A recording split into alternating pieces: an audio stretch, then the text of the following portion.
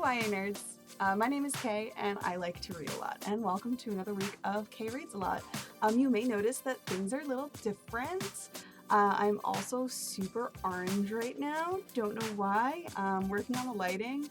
Obviously I'm going through some, adjustments to make the video experience a little bit better.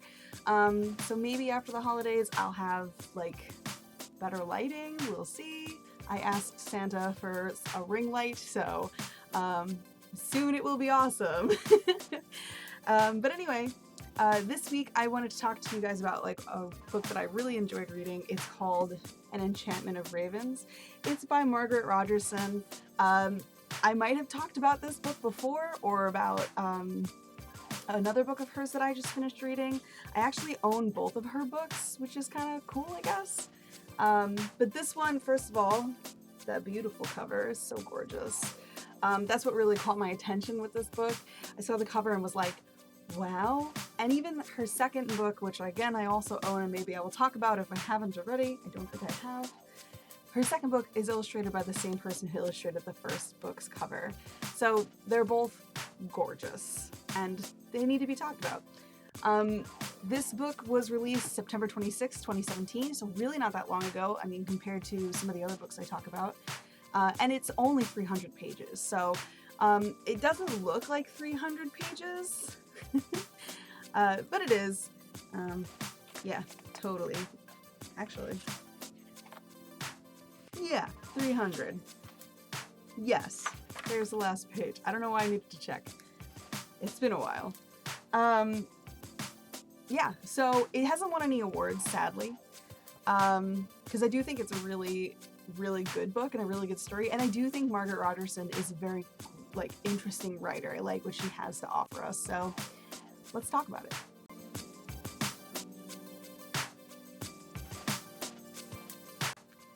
An Enchantment of Ravens is about a girl named Isabel, spelled I-S-O-B-E-L, which I thought was a very different way of spelling it. I've never seen it spelled that way.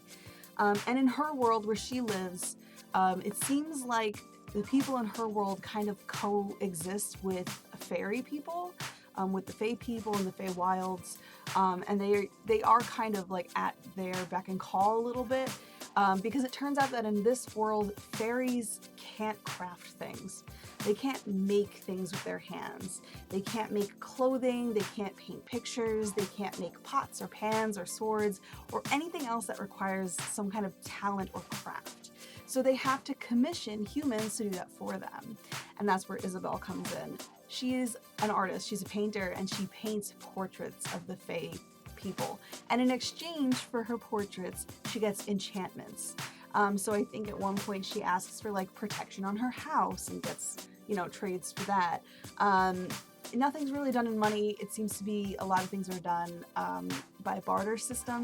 So this story takes place not in our modern day times, but maybe medieval times, something like that.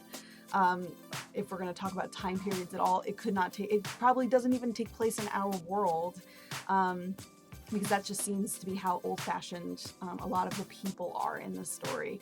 There's no mention of any modern technology or anything like that, so it seems like it takes place in the past, or again, in the Feywilds, so time is a weird concept there. But anyway, Isabel one day makes this horrible mistake, and she paints one of the princes. I think he's the Autumn Prince. His name's Rook. He commissions her for a portrait. She paints him and accidentally paints sorrow in his eyes. And you find out why that is later on in the story.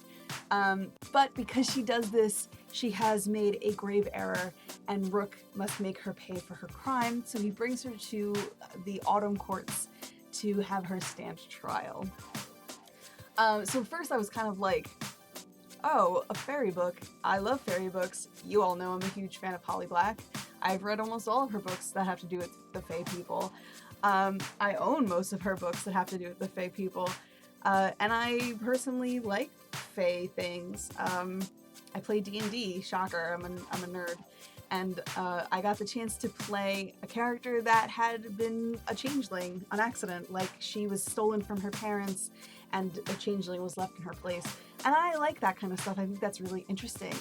And I've always been really interested in fairies. So the fact that a lot of these writers are doing books that, you know, are based off of this world that I really enjoy, is excellent.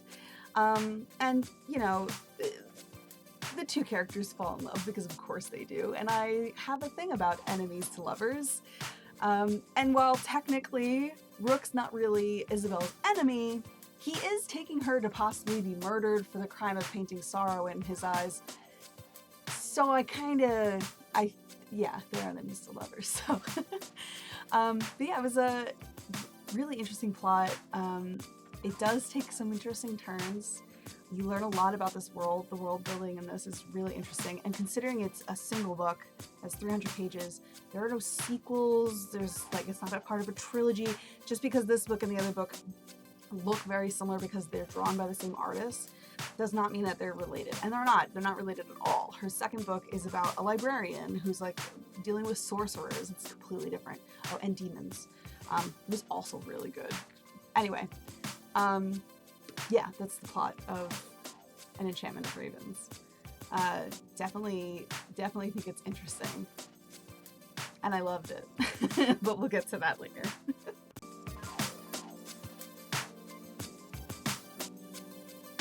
So the tropes. There's actually a lot of tropes for this. I did write some down before today when I decided to record, and then went back and actually did the thing I've been doing where I copied and pasted all of the tropes and then just deleted the ones that I didn't think belonged to this book. So there were more than there were before, which I think is good. As usual with these tropes, this is a list that is not exhaustive, but it was made by me, my friends. Hi, Tessa. I think I'm going to do that every time. It was also compiled with a bunch of other librarians in mind, some other websites, the TV Tropes website, as well as like fanfiction tropes from AO3 and fanfiction.net. And so it's been compiled over a couple of years using all of these resources. Again, it is not exhaustive. If you all think that there's a trope that a book that I've reviewed covers, but I have not said that trope, I probably don't know about it. So you should tell me what it is. On the flip side of that, if I say a trope that you disagree with me, that this book doesn't represent that, you should also tell me, because I'm fascinated about these kind of things. And I personally feel like tropes help people find books as opposed to dissuading them from books. I like to use tropes in order to match books to people.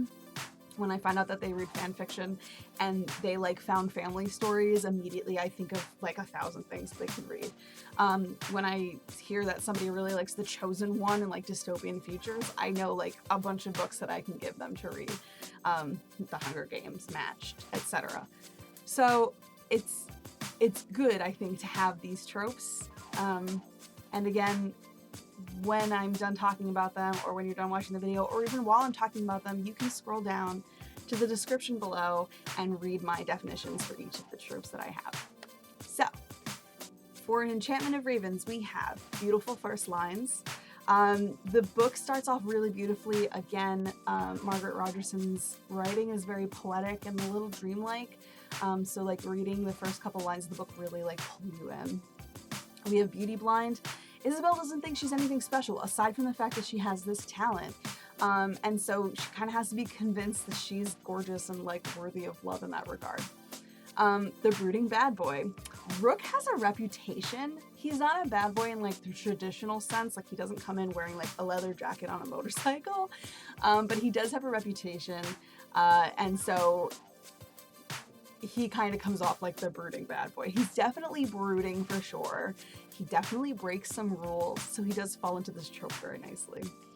Enemies to lovers. I mentioned this earlier, which was kind of a spoiler for this video, but yeah, again, Rook and Isabel are pitted against each other by the laws of Fae, and then they fall in love, and it's so good. And it's not a spoiler because you like see it coming from 500 yards away. It's so good. There's also Romeo and Juliet, so the main pairings made of star-crossed lovers. In this world that Isabel and Rook inhabit, there are laws that they're not allowed to be together. Sad for them. But it happens. So they are like 1,000% breaking the law by being with one another. Ergo, Romeo and Juliet.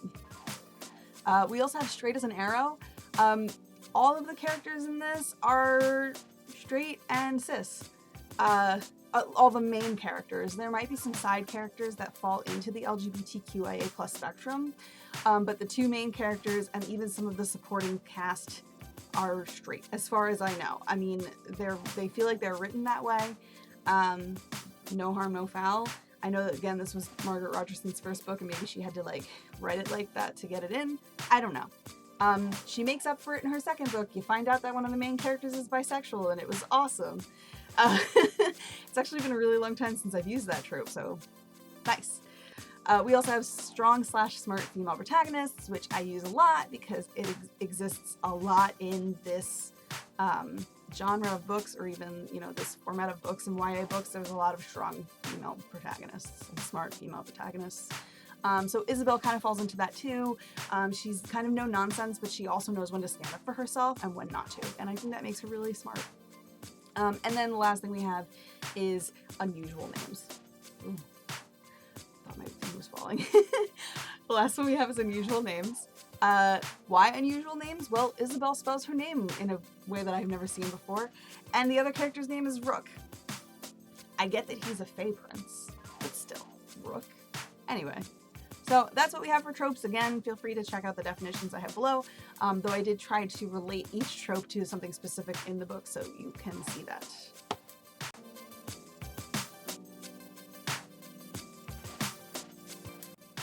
It's my favorite part of the video, the Readalikes, where I tell you things I can't dance. One day we'll have a theme song. It will play. It will happen. So for this book, we're going to do Readalikes again as usual. I will give you one recommended book from Goodreads, one recommended book from Novelists, and one recommended book from myself compared to what an Enchantment of Ravens had to give us. So the first book we have is called Serpent and Dove. It's by Shelby Mahurin. A lot of people have been talking about this book. I think the sequel just came out this year. It's also got like Fae in it, I'm pretty sure. Oh, it's got witches. Okay, that's probably what it is. So I'm reading the description as I'm telling you all about it. So this girl is in a coven. She takes shelter in a city, forsaking all magic, living off whatever she can steal. There, witches are hunted, and they're feared and they're burned. Cool. This other person has lived life by one principle: thou shalt not suffer a witch to live. So obviously it makes sense why this book is recommended with regards to an Enchantment of Ravens, because they do have kind of that star-crossed lover thing where they're like on opposite sides of the same conflict, and then they get together because of some unlikely event, and they fall in love, and all's well that ends well. Again, I don't know that much about this book, obviously, since I just read to you what it was about from Goodreads. Thank you, Goodreads. But yeah, that seems to be what they're kind of relating between these two books. Also, this cover, gorgeous, as most covers are. The other book, the one from Novelist, is called Spin the Dawn. It's by Elizabeth Lim, and it's touted as being Project Runway meets Mulan. It's a sweeping YA fantasy about a young girl who poses as a boy to compete for the role of Imperial Tailor. That's pretty interesting. Also nothing to do with Fae people, but I think that's fine. It does have a forbidden romance in it between, I'm sure, the main character, Maya, as well as somebody else. It also has magic, and it's steeped in like a very interesting version of Chinese culture. So pretty cool. You also have like that weird competition going on in this book, it seems like. And again, that cover though. When we got this book in my library, I think I held it for 5 minutes going, this cover. Very interesting, very good. That one also came out last year. Definitely a cool book, I think. I would probably read it. I'm surprised it's not on my TBR. And the book that I'm recommending, which surprises literally no one, is The Cruel Prince by Holly Black. Why? Same thing, except this book's got Fae people in it. This book takes place in the Fae Wilds. It's got a forbidden romance between a human and a Fae prince. It follows some of the same beats as an Enchantment of Ravens.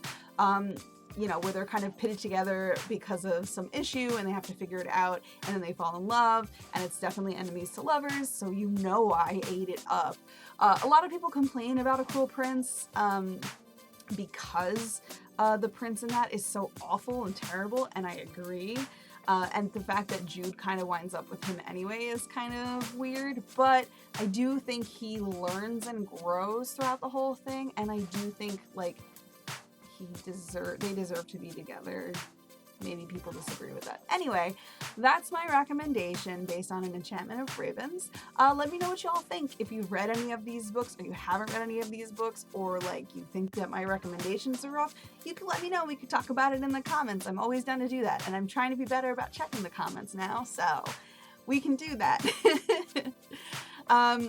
And yeah, if you have a recommendation for me too, let me know, especially if it's something that's like An Enchantment of Ravens or even any of Holly Black's work, because I will read them eventually when I'm done with my list. No.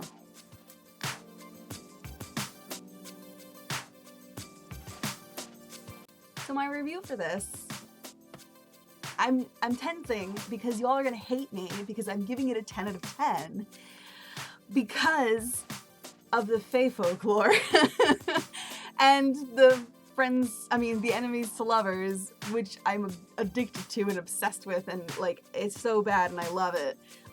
Also, again, I really do love the way Margaret Rogerson writes her characters. They all feel really believable. Her world is fleshed out. We only have one book to absorb what's going on in Isabel and Rook's world, and you get it. Like, you automatically get it. And for that to work, I think this book deserves a 10 out of 10. So I'm not just saying it because I love the book, although, like, I know I have a problem giving everything 10s. And really, it just stems to, like, I won't finish a book if I hate it. So, there you have it. Again, if you've read this book, let me know. We can chat about it. I feel like nobody read this book. And the other day when I was at my library reading, I actually had to get rid of it from the collection, and I was upset. I was like, why is nobody reading this book? Why am I the only one who's read this book? It's not cool. It's not fair. And if no one's reading this book, then no one's reading Sorcery of Thorns, which is her second book, which you should also read. But anyway, I think I'm done ranting. I guess I will see you all next week. Again, let me know what you all think. Oh, next week is Christmas. I won't upload next week. Or probably the week after that because it's New Year's. Oh, crow. Well, we'll figure it out. I hope y'all have a happy holiday, and if you don't see me in 3 weeks, then a good New Year too. And hey, if you don't see me before 2021, at least we made it to 2021, y'all. We did it. Now go read all the books. And peace out, YA nerds.